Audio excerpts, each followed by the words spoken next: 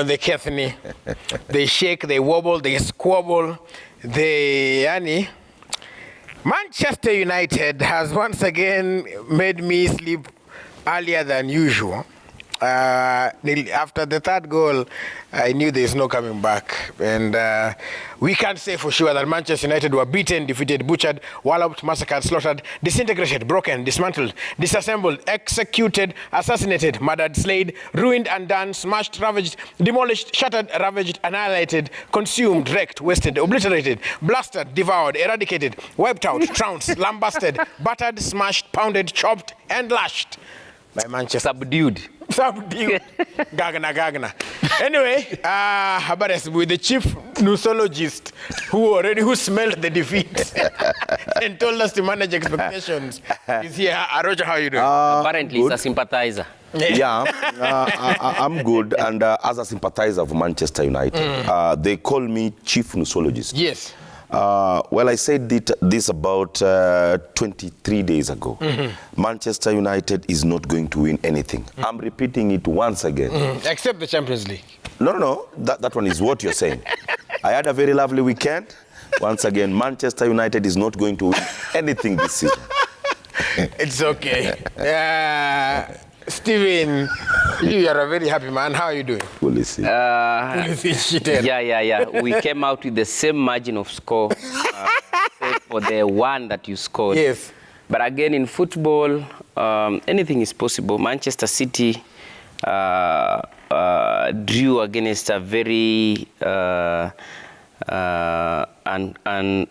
unstitched side in the name of Southampton. So, in football, it's about strategies, and actually they are coming up against Crystal Palace. Crystal Palace might upset them. So in Premier League, you don't say that it is done until it is done. The last day. Your day in May. All right. And again, huwezi sema kwamba Manchester United cannot win any trophy. They are still in FA. Are we? No, you are abandoned. I'm focused on the Champions League. So it's the Champions League. Chukueni record ya Chelsea, you might have something and smile all the way. And well, Sule is here. His team managed 3-leaf clover win over some nondescript team. But how are you doing? And you see, I'm coming from a very green and mountainous region. And I watched in sheer delight as United were torn apart. And it was back-to-back. Those games, and actually, that was a painful thing. United being dismantled by City is not even news. It's usual. Good. It's usual. Good. Yeah, it's a common thing now. No. In fact, yesterday was the first time we lost at that Etihad ground. We've been picking up wins there. No. The past 3 times. Listen, since City changed ownership, how many wins have you picked against them? At least I can count the 3 at Etihad. Only 3. You've suffered so much, Raburu. So it's a good weekend. There's some peace, of course.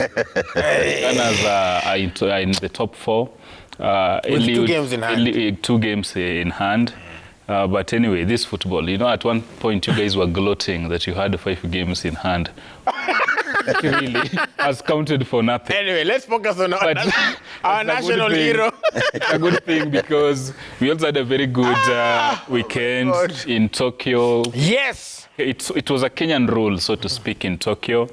And back home, Omanyala was doing his thing at Nyayo. Of course, in the golf courses, we had a Chinese winning a Kenyan golf open.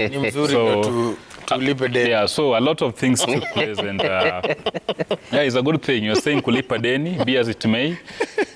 Take it on. All right, well, let's start with this man who seems to be doing everything right. Of course, we only see the final product. It takes months of training, dedication, discipline to pull off the feats that Eliud Kipchoge is doing. And congratulations to him and Bridget. Again, we only see the 2.02, but in the build-up to it, and he's talked about it several times, there is so much work that goes into that. Rachel, what did you feel, yesterday? I like it when our flag is raised in other countries and our anthem is sung. It's always a beautiful thing for me. What do you feel about it yesterday, including like Sula said, the Kenyan rule doing the thing? Well, I was so proud, and this is one of the few occasions that I feel proud to be a Kenyan. The fact that now he's won 4 out of the top 6 marathons in the world, it gives us satisfaction as a country.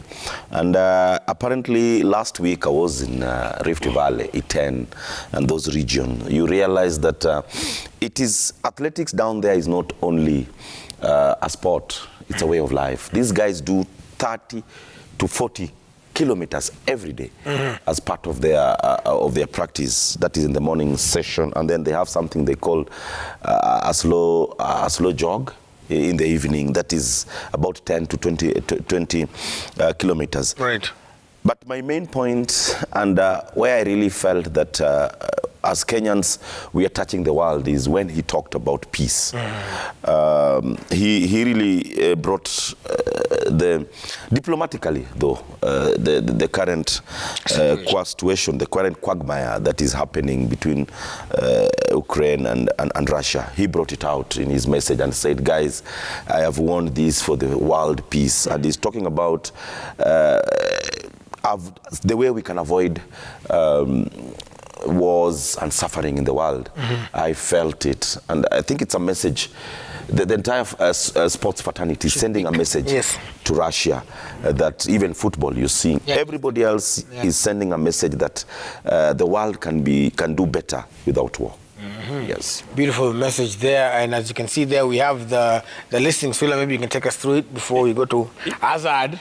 Yeah, basically, that's just a summary of what that conquest means for Eliud Kipchoge. Remember his love affair for Tokyo. Just last year, he won the Tokyo Marathon. That's coming back to back, retaining his title. Yesterday, he clocked 2 hours, 2 minutes, 40 seconds to set a new course record on that. Same to our own girl, who also won, setting a new course record in the women category. Amos Kipruto, who is a bronze medalist at the World Championship, of course, came second to Kipchoge, clocking 2 minutes, 3 seconds, and 58. And basically what this win means, as Aracho said, is that Kipchoge has now won 4 out of the 6 world major marathons. Basically what's left for him to conquer is the race in New York Marathon and Boston Marathon. And from that victory, basically, it's clear that he's going to compete at the Olympics again to see if he can do it 3 in a row back to back. So I think it was a very, very good performance. And you also look at the previous course record, actually, it was held by Israeli, that's a Kenyan-born Israeli, Lorna Chemtai, who actually clocked 2 minutes, 17 minutes and 45 seconds. And that tells you how good Bridget Kosgei, who the white people call Kosgei, has done very, very well. So it was a proud moment for Kenyan flag, for Kenyans.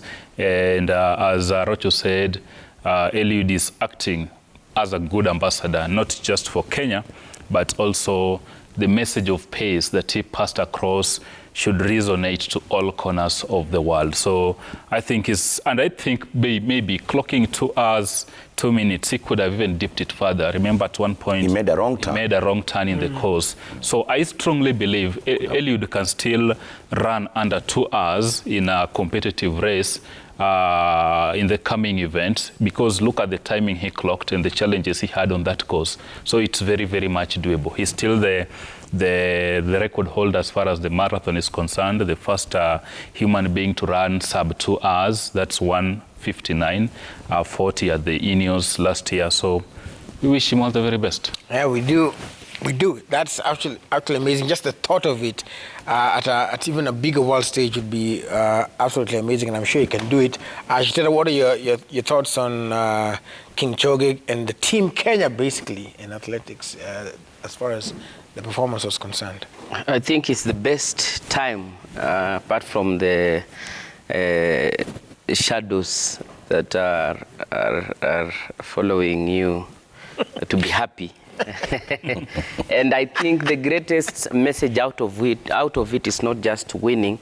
The communication is sending out that you can be winners through other means, but not through the guns. So that message is very, very loud, that let us silence the guns and win through other ways that will unite us as people under the sun.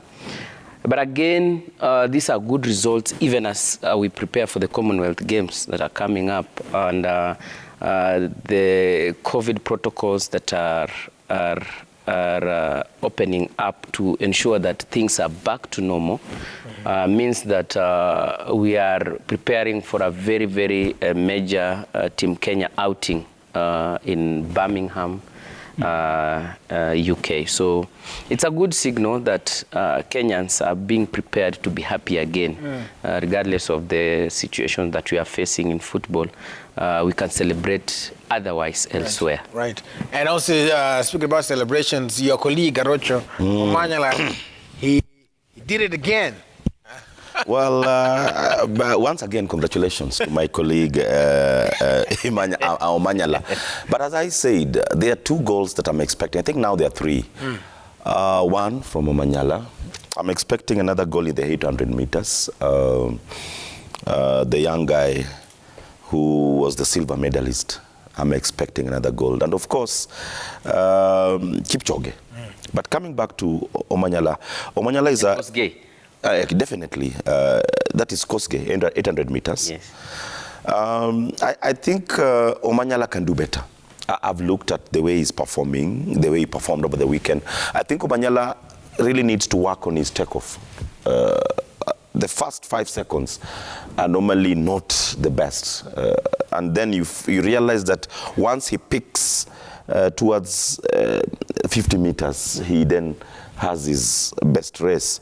So I think he really needs to work on that. And once again, I'm saying it, as we are going to Birmingham, as we are going to do the 100 meters, for the very first time, the Kenyan flag or the Kenyan anthem might be played in Birmingham as far as 100 meters is concerned.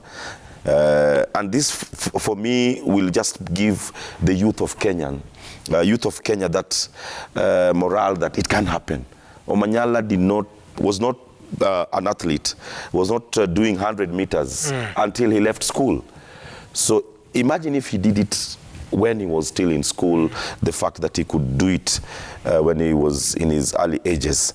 So once again, this is promising to Kenyans, and it's an encouragement to the youth. All right. Encouragement to you there, Mr. Speedy Omanyala. What do you think, Pulisic? Omanyala can only do better, yes. Because as we head into the Commonwealth Games again, it's an area that we have never specialized in a very, very long time. And I think he's bringing hope to areas that we had not tapped into. And even giving that hope to the Kenyan youths that it is possible. Anything is possible so long as you have the belief. And of course, with the support that he's having, I think now he's having professional trainers, probably headed into that championship. I believe he'll have worked out on his takeoff. It reminds me of pilots. You see, when you don't have a steady takeoff, you have a lot of struggles to balance the aircraft before you stabilize. So takeoff is indeed critical for any business. Yeah, takeoff is critical. So professionally, I'm sure he's guided on that. All right, and we, of course, I get a position. I think of how other people train. Like I think there's one time I can't remember the name of the player who missed a penalty that was very crucial, and for many of his training sessions, he would do the normal training and then spend about 30 minutes just focused on taking penalties. And I think if Omanyala, after afanye training, spent to a few on takeoff. Yeah. I believe Lukaku was very poor in taking penalties. Yes. It's hard to come. But he has really sharpened his skills. Yes. And you really saw how he did. I think against Liverpool, yeah? If Stephen Chitera would ever get into politics, I think he'd be a very loyal, loyal party member. Your references and everything are aligned to Chelsea. Yeah. Sometimes including dates and time. Very good. Swila, what do you say? The future looks very promising for Omanyala and also for, like Aracho said, the youth getting encouraged to join other disciplines as well. Like a day when people at assist tutakuwa na shot put, tutakuwa na javelin since discuss. Discuss. Yeah. Watu kama ule ugali man. Yana discuss anaweza rusha sana. Yes. Actually for me, for Omanyala, I think last year he gave a lot of hope and inspiration. And the whole world took notice of this young man from Kenya. Yes. So this season, actually, the expectations are a bit higher. He's inspired a nation. The major stars across the world have taken notice. So this time it won't be, maybe it's challenging or trying to showcase what he's made of.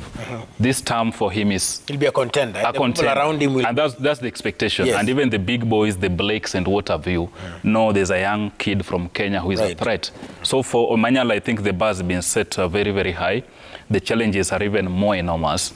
And talking of his takeoff, I think it has improved. If you watched how he competed at Nyayo at the weekend, and he also talked about this in a post-match interview, and he's saying, I'm now happy with my takeoff. And probably if you watch the race, you see he slowed down towards the finish line. And in summary, maybe let's look at how he's done so far this season. The weekend event basically was the third Athletics Kenya meet, which took place at Nyayo. He clocked 10 seconds basically in 100 meters. Remember, this is not his fastest time. He's done 9.97 last year at Kasarani at the Kipchoge Classic, and that's basically right now is the fastest African man.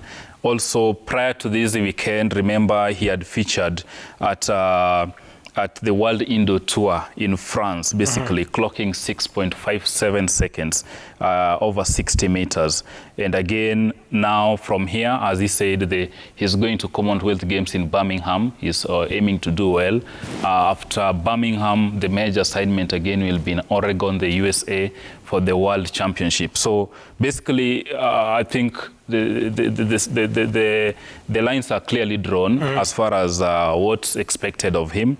And he's under a lot of pressure. So I hope his trainers, his coaches can help calm that ahead of this, because the expectation is so huge.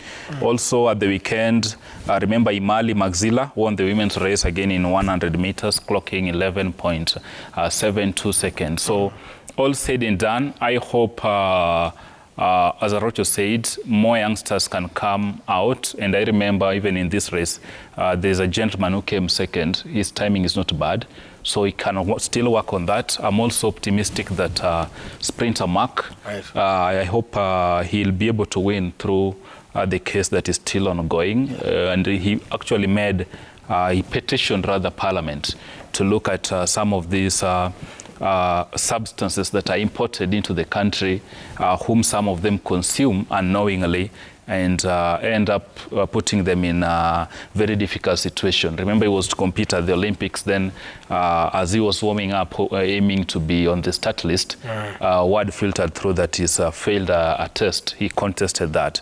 And Mark Odhiambo again, if you look at sprinter Mark rather and Omanyala, there isn't much of a difference. Even when they were competing to earn tickets to Tokyo, they were neck and neck. So that means we have a lot of sprinters coming through and who are able to raise the bar and fly our flag.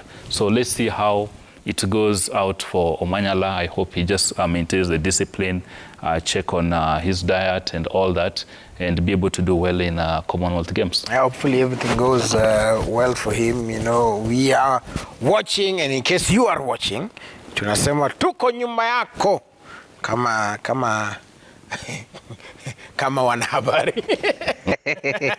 and also in our individual capacities as just sport lovers, and then also as Kenyans. Indeed, the country's, you know, I mean, what a wonder it would be. I'm glad that he's also, in terms of support, he's getting support. He's gotten endorsements from Arocho, yes, and other sporting brands as well. So that's good.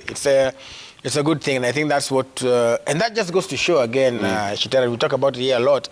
If you want corporates to start coming in, you have to first of all show promise. Yes. You have to show consistency. Yes. And then you have to have discipline. Yes. And then, you know, you also have to have, well, he's being managed, so he's probably has some sort of structure so that wajue hakuna maskendel.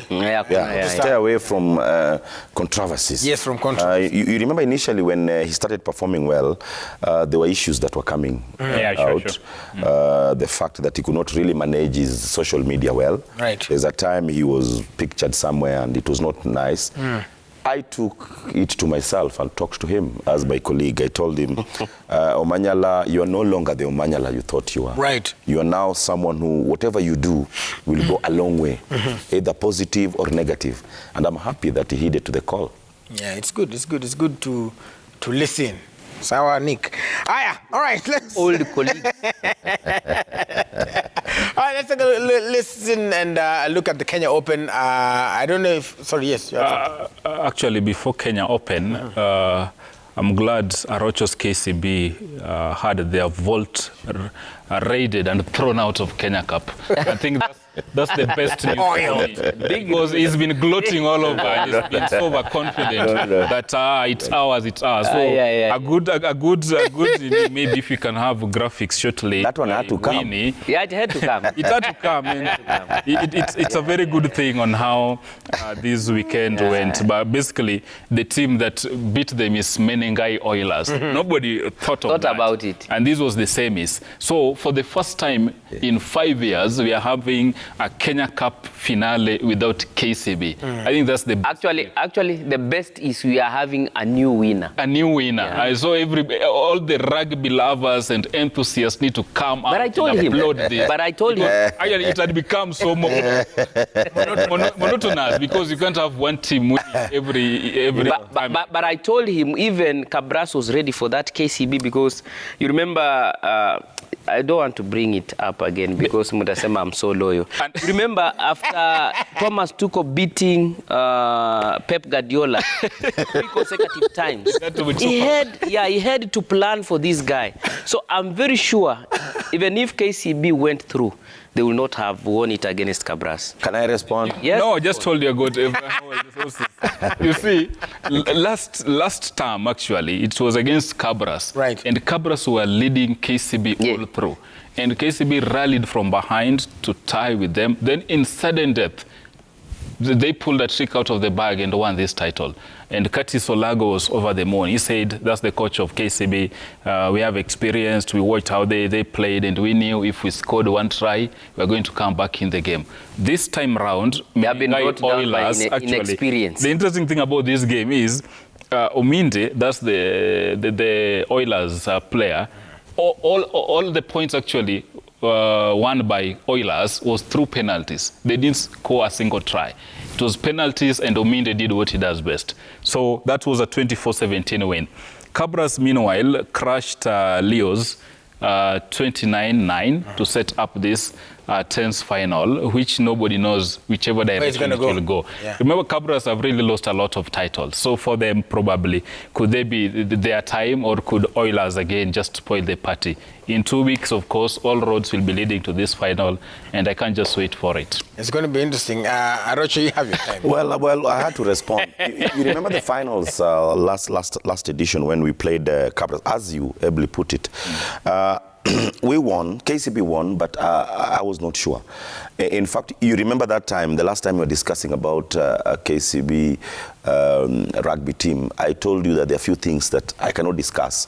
But at times in sports, for you to improve, you have to be exposed. And I think this is the time that has come for KCB rugby team to start looking at things differently. And the fact that complacency has also come in because you've done it 5 years in a row and you feel like you own it. I'm challenging the KCB rugby team to up their game. This is also it also trickles down to the KCB Football Club. I think something needs to be done. Unfortunately, it's me who is saying it. I love my team, but something needs to be done. But considering that all the points came out of penalties, again shows you that it was a strategic approach from Menengai, because from an open play, you can clearly not put KCB down. So I think it's also strategy. The same thing that I've been telling you. When you Pulisic does his stuff. Yeah, when you go into the field, you have to count strategy in your mathematics. Yeah. Anyway, it's all good. It's going to be interesting, as Sula said. It's going to be a very interesting thing. And as Ashitara said, we are happy this time. At least we do know that there's going to be a new winner. Yeah, that's what's going to happen. And so we hope. But we have a new winner. Have a new champion. Wow. All right, let's take a look at Kenyan football first. No, we do Kenya Open first? Kenya Let's Open. take a look at Kenya Open. Yesterday, like you said, a winner all the way from China did the thing. Very interesting. We had last week also just some discussions, and we were being given some, at least this time when we were watching and participating, most people went for the party after. But it's okay. It was a good thing. In terms of organization, everything went well, and thanks for everybody who came through. But the game, what did you make of it, Sula? Even though in terms of being in Kenya, a Chinese won. No, for me, I think a Kenyan has not won this Open. It has gone to foreigners, or if I may say so. Remember, last year I think we had a Swede. There has been a German who has won it. There has been an Italian, and this time around, let's listen to Njoroge first of all. If Winnie can play that.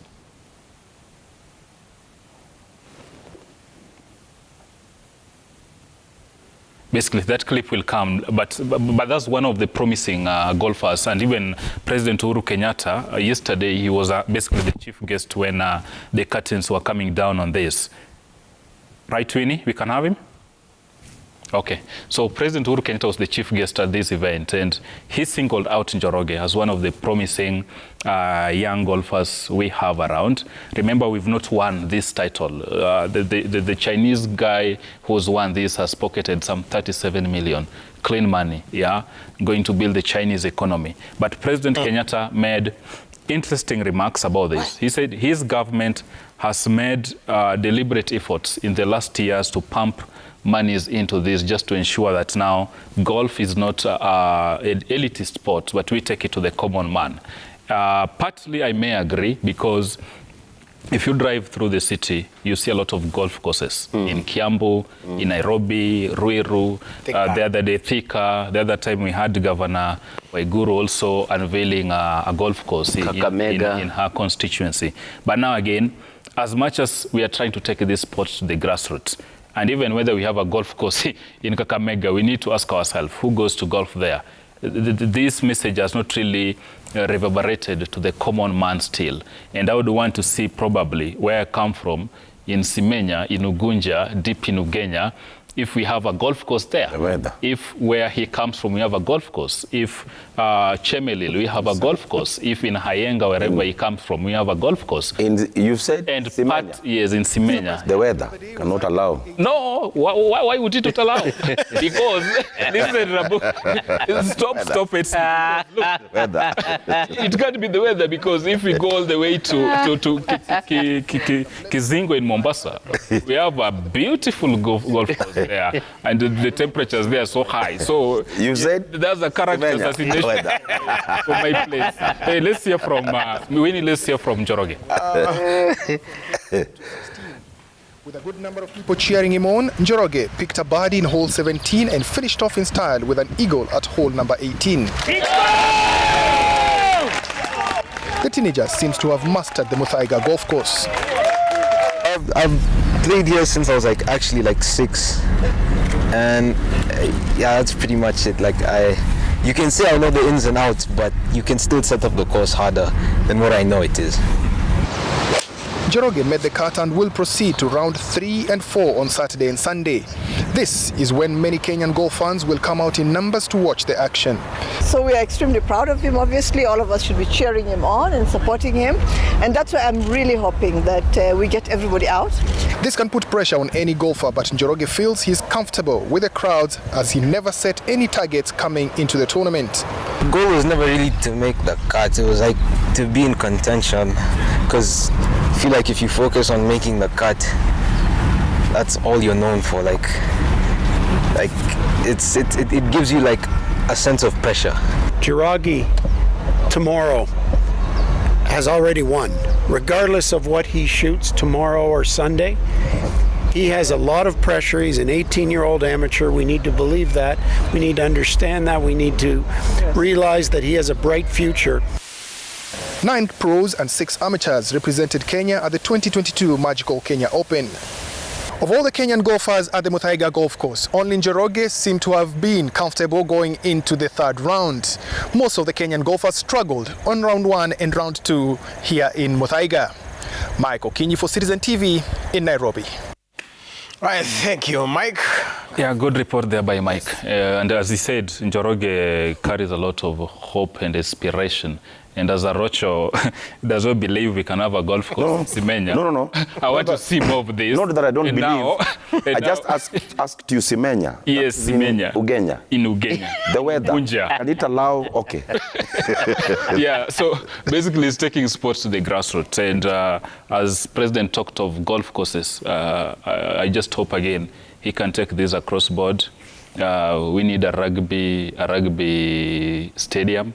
I know he's got 6 months in office, so to speak, but basically... And he can start something. We say government, if you had initiated something, I'd come over, I'd take over. Yes. So whoever will take over from Kenyatta should carry on with those projects.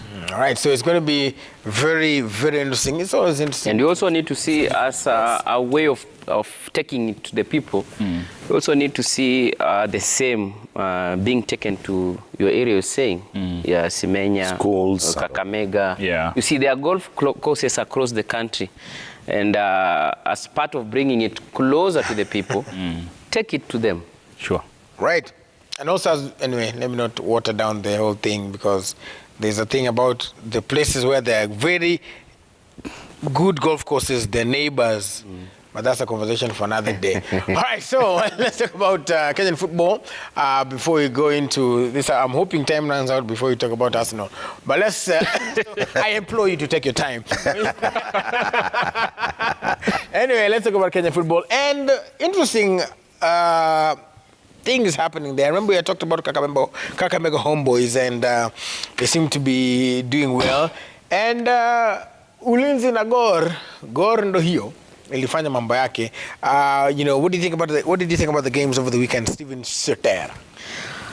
The Premier League this season is giving me a very different perspective in as much as the traditional Gor Mahia is concerned, because we are seeing Kakamega Homeboys who we thought would fall off along the way, but they have really been consistent, and they are doing their thing. And just like how KCB have fallen off in rugby, I will also be happy to see a team like Kakamega Homeboys lift that FKF, KPL trophy, in as much as it is just within our borders, because out of the Kenyan border we cannot do so much until we put our house in order. But I'm happy tunapambana tu tukiendelea, because we don't have sponsors, we don't have an office, FKF office, to take care of our team. The caretaker team is doing it, although we know the time is running out. But we are doing it by the grace of God, and I believe that just as Omanyala did and brought on board people who are supporting him, we will clean our house in football and ensure that we have investors who will come in and help our young people, because at the end of the day, talents are rotting down there. Yeah, and you see football, Sarocho usually says, it's not a lifetime thing that you can do. It has an age bracket that you really need to race with time to ensure that you are active between that footballing age.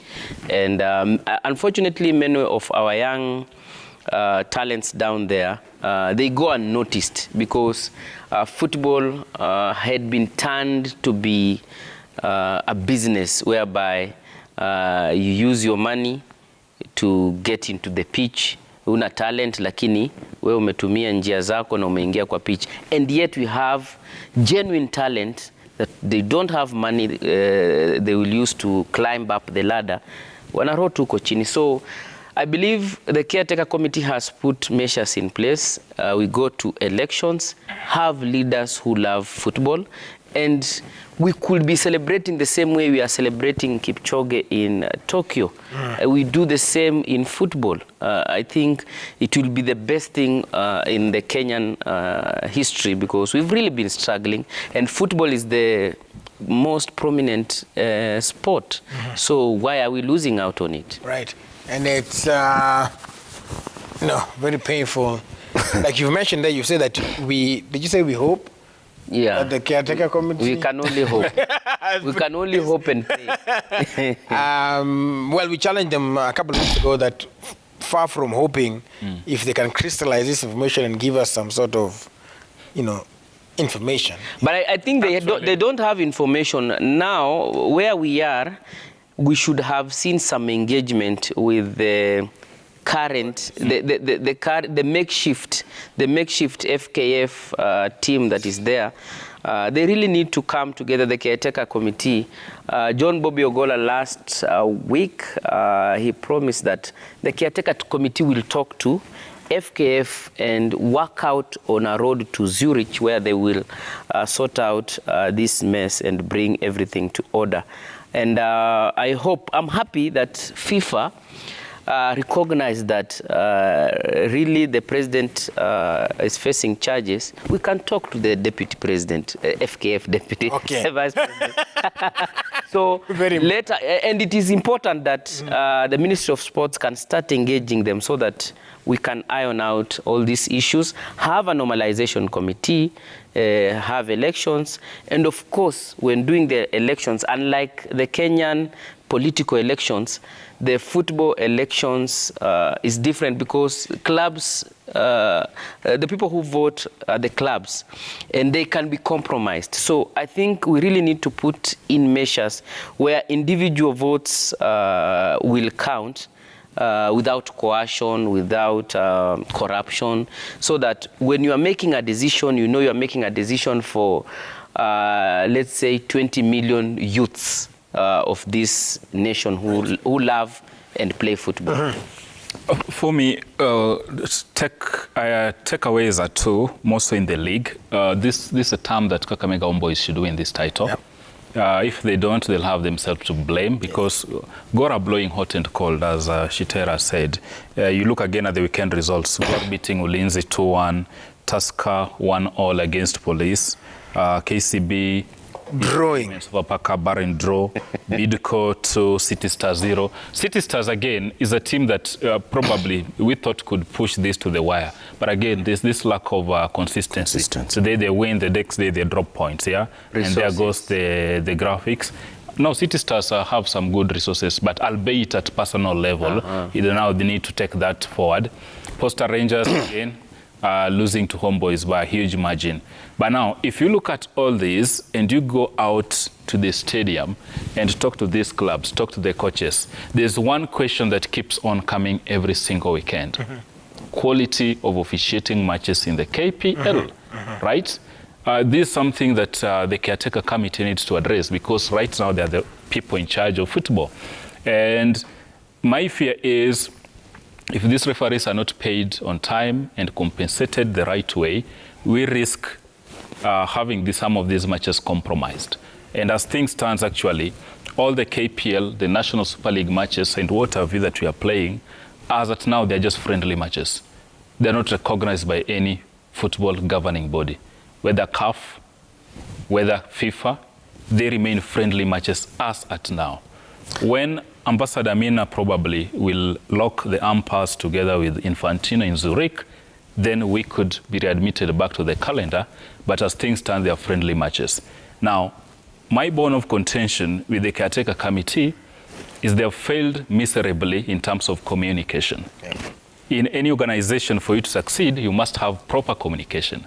And that's why you see even politicians are hiring professionals to lead their communication, because you're passing across the message.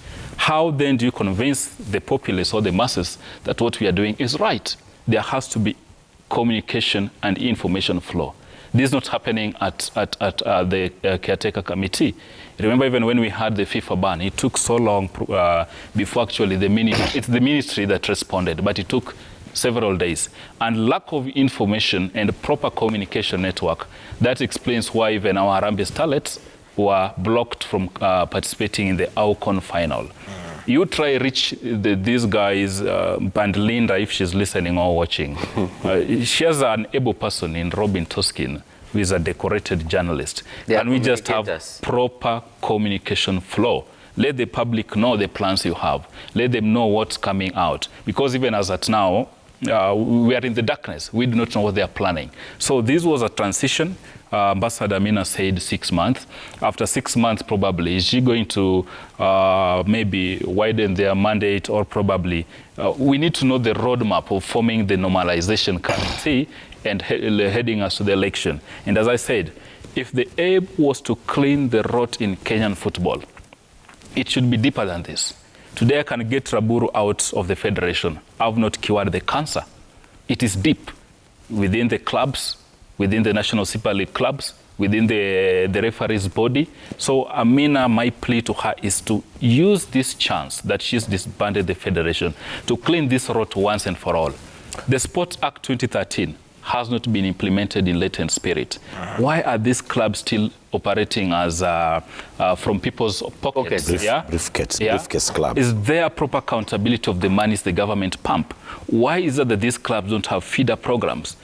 Until Amina or whoever takes over addresses these issues, guys, let's not lie to ourselves. We won't get it right. Our soccer will continue to struggle. So Balozi, Amina, if she's listening or watching, kindly address the rot. It's deeper. Well, as the chief nosologist, I'll say something on this show. This problem will not be solved by this government. I'm sorry to say so. The government in the next 6 or so months will have left. We'll have a new government. I'm saying it with confidence that Kenyan football will not be solved by this government. Time is up. Whoever is going to be elected as the new president and perhaps bring in a new minister, that's the team that is going to solve this problem, because it's a problem that cannot be solved within 2 months. The next president might maintain ambassador. Well, either way. The results over the weekend, KCB picked a barren draw. We've lost our grip as KCB Football Club. I liked what Gor Mahia did. They picked a win against Ulinzi. The team that I've talked about, Mathare United, they're going down. They lost 3-0 against Nzoia. Another match that really brought a lot of scare for me as far as officiating is concerned is FC Leopards against Bandari. I didn't like the first assistant linesman, first assistant referee, that is when Bandari was taking on FC Leopards yesterday. But all said and done, I think our officiating needs to be relooked into, and that one cannot be relooked into by the caretaker committee, because the caretaker committee has its limitation.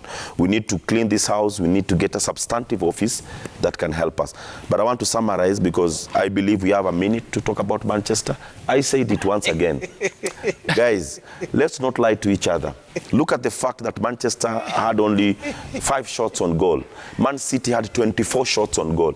For Manchester United fans, please munisikie vizuri. Okay. Manage your expectations. Fans and sympathizers. Yes, I'm a sympathizer. Yeah. Me included. Raburu, please. So you are talking to... Yeah, I'm talking to this part of the show. Guys, Kiburi ishe. City made 24 shots on that goal. Manchester made only 5. Out of the 24 shots, 10 shots went into De Gea's region. Yes. Manchester United only made 2 shots on goal. Guys, nisikizeni na nimsikize mapema. Mujisikize. So that by the time you guys are going... no, but me had already accepted. Mujisikize. And in the last... Okay, finish up. By the time we are done with this season, Manchester United should be prepared. We are going to play in the Europa League next season because we are not going Cristiano. Either way, we are not going to win the Champions League. We are not going to win the league. We are not going to win anything else. The only thing we are going to win is perhaps our hearts. I'm glad he's eating humble pie. Oh my goodness me. When the term began and we were seated here, and Raburu was as proud as a peacock, remember? Because they had signed one Cristiano Ronaldo. And he insisted United were going to challenge for the title. Hey. I don't know if you remember that. That is before the ball was kicked. Yeah, thank you. But now... On paper. Reality has done. sunk. Before, because you'll accuse me, Yes. also you have some seconds to talk about your beloved Arsenal. Yes. Did you watch the game first of all? I did. I had to. It was right there. Look at the... But you see, you are all celebrating. You are all celebrating. I told you there was no need to sack Ole Gunnar Solskjaer. They listened to me. There was no need to sack Arteta. I think what is lacking at Manchester United is continuity, because even the players, dressing room lead. even the players themselves are not certain about their club, because they are having a coach who is an interim manager. They had a coach who was a caretaker manager. In my view, they should have maintained Ole Gunnar Solskjaer to the end of the season, then bring in a formidable coach. At the moment, and I said, Ronaldo would either elevate or bring down Manchester United. You're talking with the authority because you're doing well. You see, Yes, but I'm talking with authority. About Manchester. I'm talking with authority because it is a reference to a point I made here earlier. Ronaldo will make or break. Ronaldo chased Ole Gunnar, get his beat. And at the moment, Have your day. United have a lot of problems, Shitera. Look at the it's a problem that Nikidonda cha look at the quality of kujitakia. goals. Which goals? That was scored, Where? listen, between Arsenal and Watford. Look at Odegaard. Oh, that was a good one. Beautiful one. Look at Bukayo Saka. But again- Tantalizing. Look at the word, look at tantalizing. Beautiful finish. Hold on. And look even the Watford goal. That was quality football, Sumptuous entertaining. But thrilling in what you- right now we nicked that win 3-2 away on the road. You ragnicked. Away on the road. Right now, Chitera, hold on. What you are forgetting- Arsenal are now 4th on the log with two games at hand. So we can only get better. And probably Chitera's I want to bring you should level. be noticed. No, Hold on. You I have want your to- time. You have your time. I has no time. I have no time. I want to bring you level. I want to bring As you level. of fourth, and we are roaring on. You see, Arsenal. And with no out striker. Because right now Lacazette is more of a mid. Arsenal are So well done, Gunnar. Arsenal are celebrating against Watford. Manchester United are under against Manchester City. What did Manchester City do to Arsenal? They robbed Arsenal. But it was a loss on Arsenal's side, a loss on Manchester United's side. So I think Anyway. in this case, Watcha. look at the team that you are celebrating. Let us, You see, even Chelsea beating Burnley does not call for a celebration. No, us it focus. does. In EPL, It will every call match is for- tough. it will call Every for a match is tough. celebration. Ladies and gentlemen, Let's It will call for a celebration when Chelsea beat the postponed match against Arsenal. We're waiting. Ladies Game and on. gentlemen. Bring it on. thousands of students are sitting for KCPE this morning. It's no longer the great Manchester Let us United. no. I say here again. You see, that is the problem of the African child. When you fail, it doesn't mean you're not. Yes. Na ndo kwa maana watu wa KCB pia wapite tu.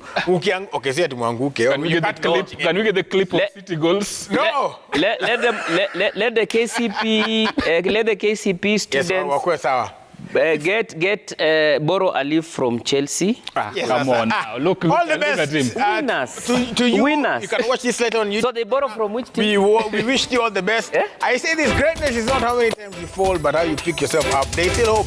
Ten Hag, Pochettino, all these people, they still hope somehow for Manchester United. Hey. For the great Gunners, Lakini, they keep firing. And for the Gunners, keep firing. Keep firing. keep up your luck.